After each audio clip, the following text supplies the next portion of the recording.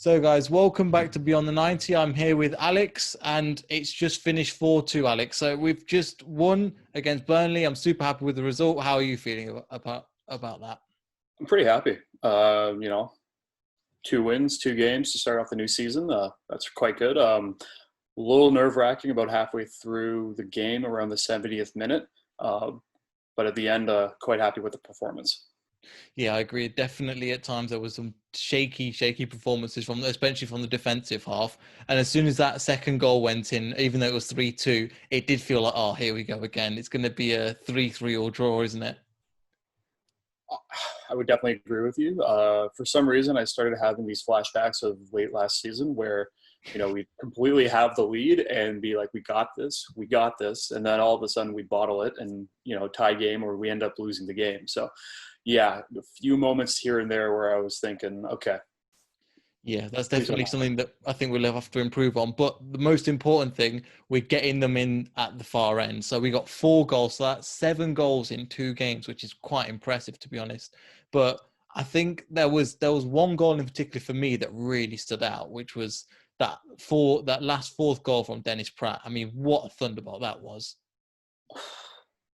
I did not expect that coming from Pratt at all. I was sitting on the couch just watching the game, and all of a sudden he fired it off, and I actually stood up and I couldn't believe it because that was kind of like Harvey Barnes last year when he scored.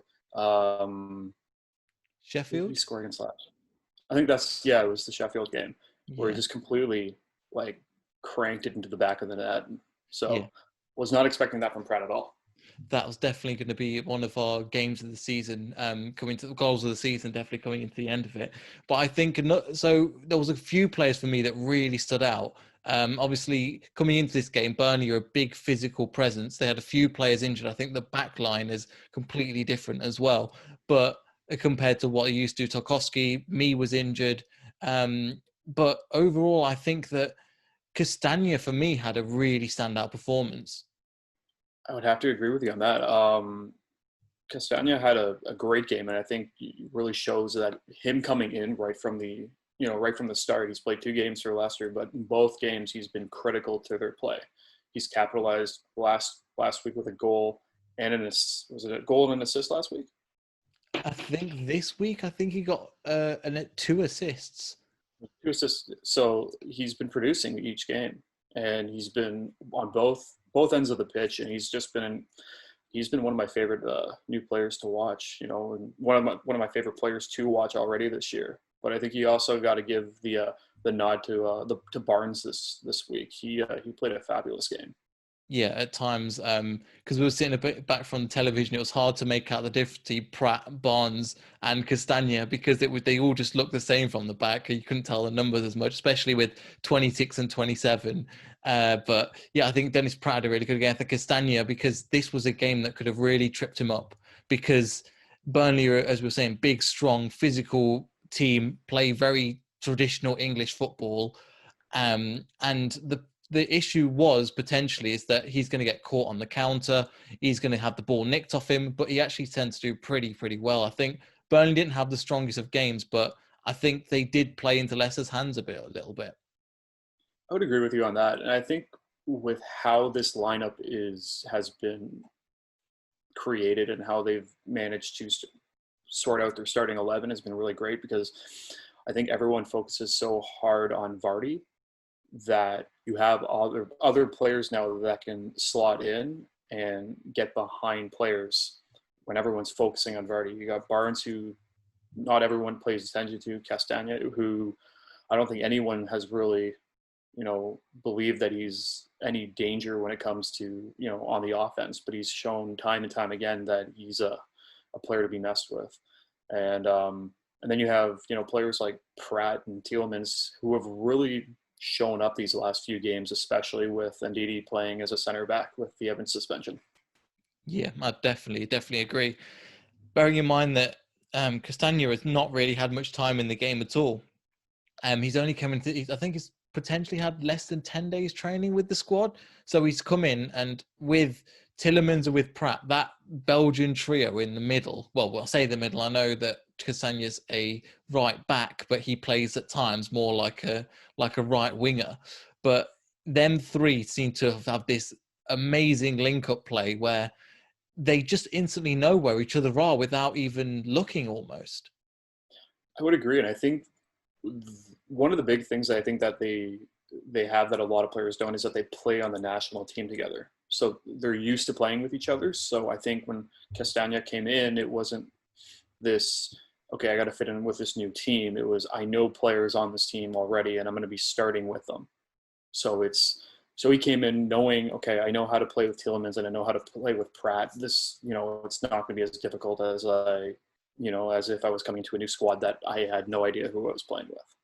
Yeah, definitely agree there. I think we've mentioned Castagna, we've mentioned Pratt, and I think one player that it seems to have picked up the price tag from where we left off was Tielemans as well. I think that ball through to Castagna for that own goal was just sublime. The vision on that play. Yeah. I don't think a lot of players would even attempt that type of a play. And he took the chance, and in the end of it, it resulted in a goal. And so I think just the vision, especially from Tielemans, even in the first two games of the season, I would say was missing in the second half of last season. It was missing, and I think he's kind of found his groove again. And I know I'm saying that with 2 games into the season, but it seems like he's much more into the play, and he's much more hungry for the ball. Yeah, for sure. And it seems like, I think at times Leicester have lacked that person in the middle of the middle of midfield that's dictating play, that's deciding balls, that's really owning that centre of the park. And Tielemans has seemed to do that almost all on his own. So Mendy's kind of clearing up around the back. And again, I think Mendy had a really good game as well. We'll get onto that in a bit. But with Tielemans, he seems to be pointing a lot more. He seems to go, right, this is my team. I know what I'm doing. It wouldn't be surprising by next year if he got the captain's armband. I wouldn't be surprised by that. I've always kind of thought Tielemans would be a candidate for the captain's armband. Another player, I don't see him maybe next year, has always been Madison. I think he has leadership potential. I don't know if it's to the standard that he'll receive it next year, but I think he's someone, depending if he stays, because I know that's always a talk with players of those caliber. But I would definitely agree with you. I think Tielemans, with his growth in the Premier League as well as a player on his own, I think he could definitely receive the armband. For sure. And I think, as you were mentioning earlier, the vision was something that's super, super important for a centre mid to play. And again, as you were saying, we're kind of lacking that this season. And he may have gone a bit quiet. Again, I think he's still got 5 goals and 8 assists, which is not bad, especially for the assist rate for where he's playing as well. But I think I want to ask you about Mendy, because I think he's only like 5'7", but in a team where they're all giants and there's essentially like a little teenage boy almost playing with these massive grown men. I think he really held his own today, and he deserves to have a definite mention.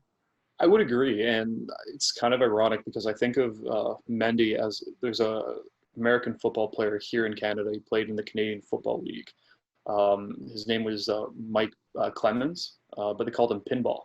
So they called him Pinball because when he played as a running back.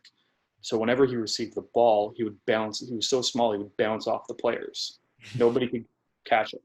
And I kind of view Mendy as that, especially in this game. For the most part, I didn't see him, but when I saw him, he was making a play out of nowhere. Mm-hmm.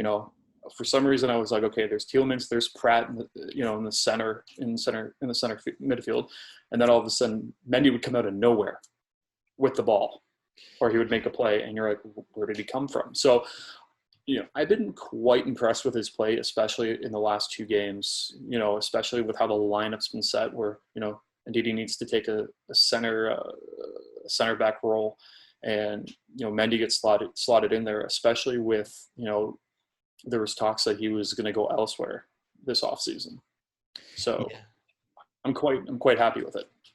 Yeah, me too. I think the fact that we've signed him, it's almost been like a fresh new signing for us. He's come back in and has played really well, especially with the lack of centre backs that we have. It will be a shame to see if Johnny Evans will probably move back in, because I think that's necessary. I think moving on to defence, they didn't have too much to do in the game, too much, did they?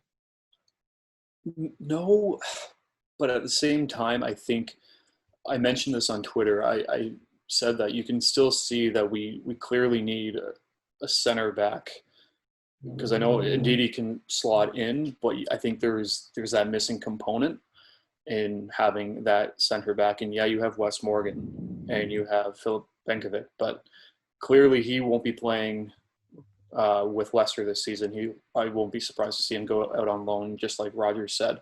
But then you have Evans, who will slot in. So then you got Evans and Soyuncu, but then you need that extra center back.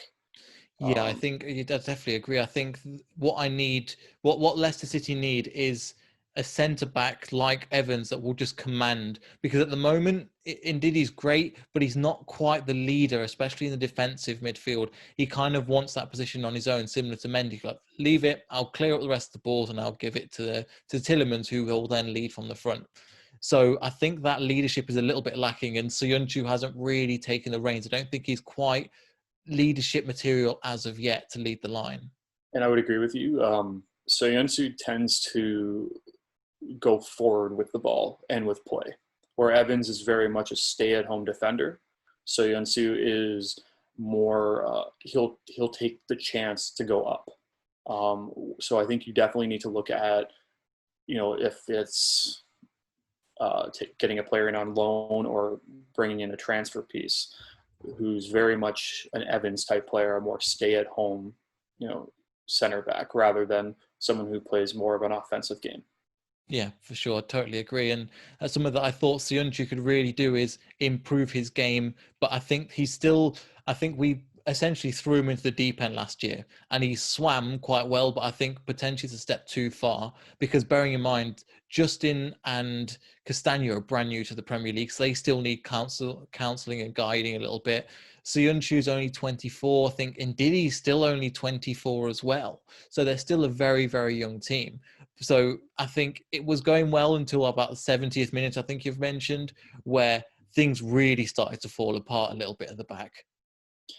Yeah, I don't. It's honestly seemed like someone like flipped a switch for about 5 to 6 minutes. The team kind of shut off, kind of took it easy, went flat, and in those few minutes that's when I started getting nervous. Those were when you started seeing memories of, like I said, last season. We have this game in the bag, and then we didn't. But I think one of the biggest pieces, and he did score a goal, which you got to give him credit. But James Justin, he faced off against some quite tall individuals, and James Justin is not the tallest and the biggest of defenders. So in those situations, I think you got to try to outmuscle and outmatch the larger forward or attacking player. But in the end, they were able to turn it around and maintain possession and maintain the lead and end up winning the game. Yeah, man, I'm really glad about that. I think that's the defensive. As long as we're scoring more goals than the opponents, I'm quite happy. It makes for entertaining football. But who would have thought coming into that match that Leicester and Burnley will be playing both counter-attacking football, where both defenses are completely weak?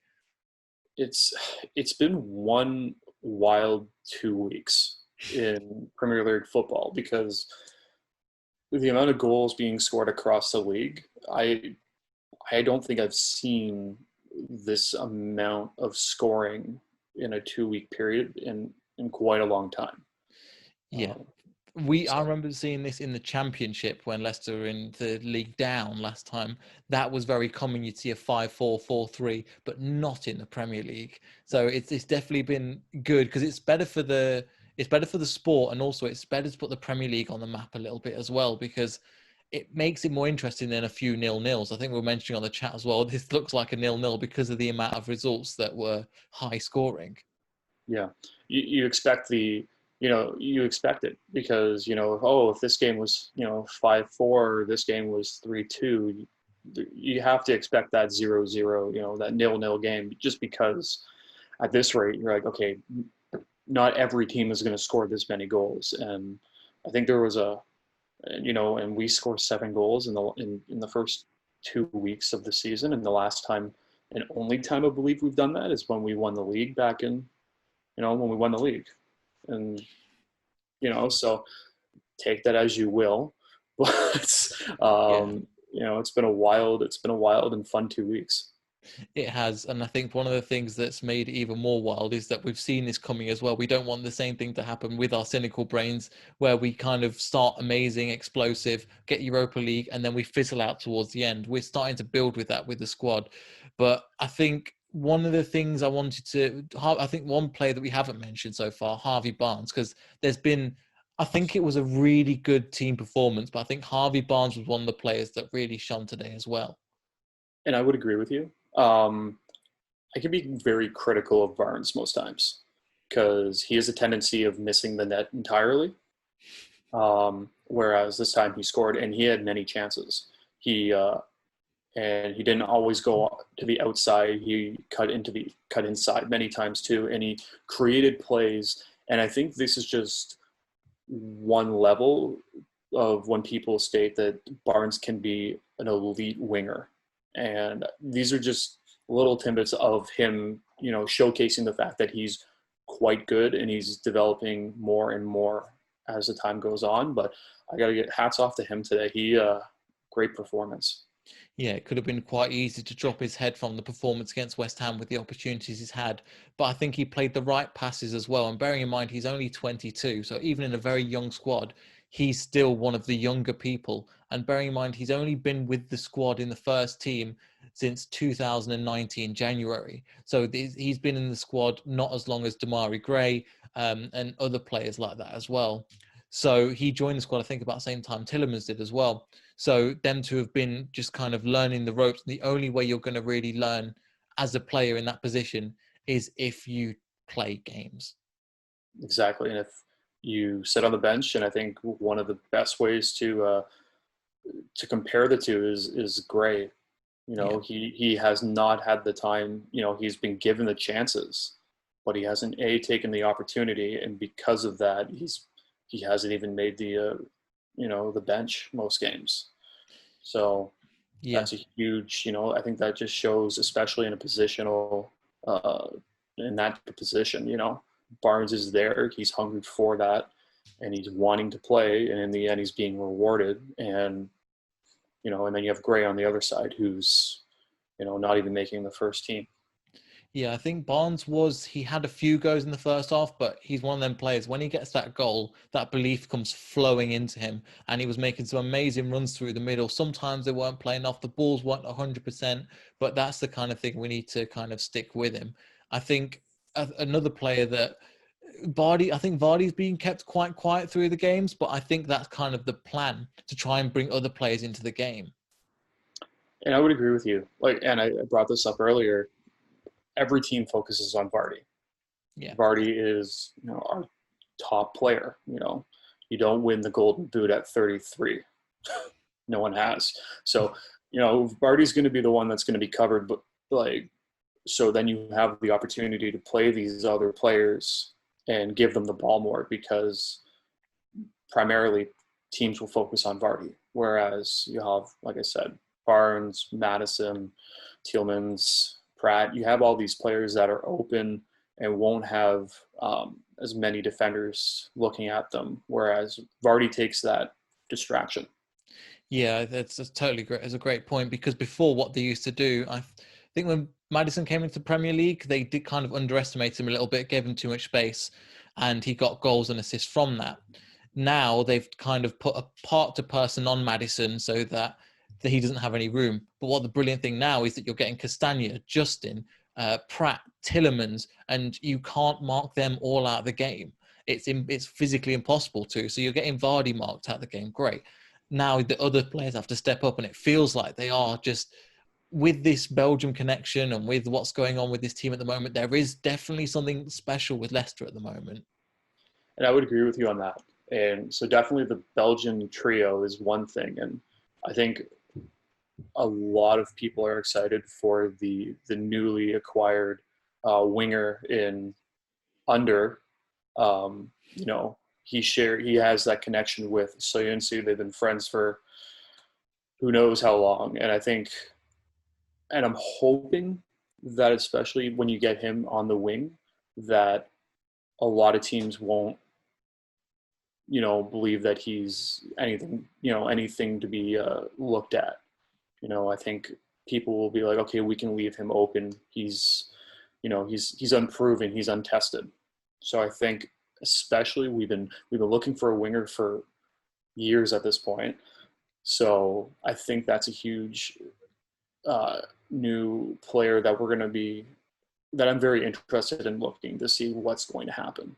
Yeah, It's going to leave that extra player open that, especially having that true winger, we're not slotting in Perez anymore. So it's another thing I'm interested in.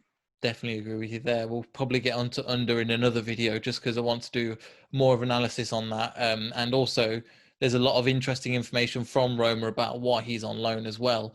One of the things I wanted to mention was Perez as well. A couple of opportunities I found that he didn't quite commit himself enough, and he's not a big, strong player, but at times I think if he just was a little bit more brave and went for the ball, he could have got himself a goal today. And I agree. He seems to get pushed around a lot. He doesn't use his body. He tends to shy away from the opportunities that he could easily take, and there's a very good chance that he could succeed in. And at first, I wasn't as critical towards Perez as I normally with other players. But as time has come on, it's the same. It's the same thing, game in, game out, where he either doesn't take the opportunity, he chooses a terrible, terrible time to actually make a decision, either in a pass or a shoot, or he does nothing at all. And yeah, I know he's not playing in the right position, but you're not going to take you're not going to get into the center field. You're going to have to play on the wing, or especially with Under coming in, Perez is probably going to either drop down to the bench, or he's going to be third in the depth chart when it comes to a striker when you have Vardy and Nacho.